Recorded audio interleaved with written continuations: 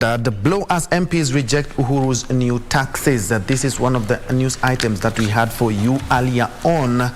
You can find that story on page 9, where the MPs rejected Treasury's bid to raise 51.6 billion shillings from new tax measures as contained in the finance bill, and what to be affected: maize, cassava flour, wheat flour, beer, and those who love the fiery ones, Makalis, the spirits, betting. Proposed tax increase 10% for beer and 20% for the spirits, but MPs have rejected that, faced with the election battle. And also, you do remember that Kenyans are reeling under the high cost of living. Still on the front page, dangers of CS openly backing Raila's bid. They are vocal, they have already taken sides, and this could prove a challenge, as now experts warn that they could be arming Azimio la Umoja presidential candidate with evidence to challenge the poll if he wins the August poll because of integrity and public trust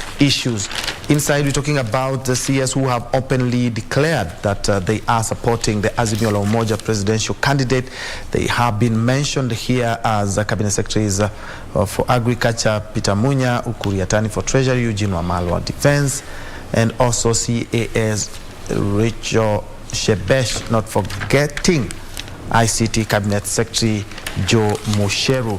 Something else that is on the front page is the new twists and turns in Mirema shooting drive. This is a story we have also carried earlier, is that the suspect who presented himself to the DCI, police are suspecting that he could be the one who was driving the getaway vehicle.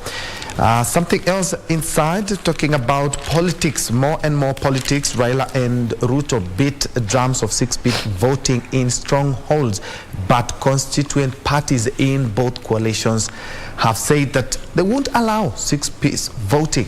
Njue is one of those leaders, saying that we won't accept 6-piece voting. Let the people decide. Yes, that we have the presidential aspirants for the two coalitions, but when it comes to the ground, let's battle it out, despite the fact that we are in the same coalition.